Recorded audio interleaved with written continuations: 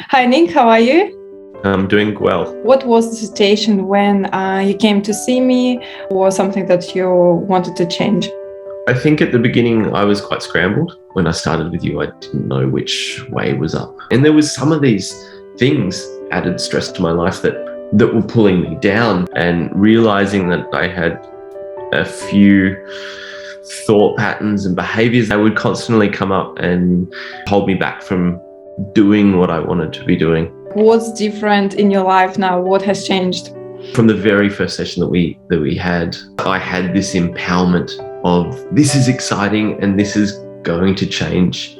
With doing these sessions, I felt very excited because there was just this kind of relief each time. There were some things in my life that popped up, which I was like, oh wow, that I had no idea that was having this effect here, and that was really cool. And so each time we had this session, it just felt a little bit lighter, a little bit lighter. It has profoundly changed Yeah.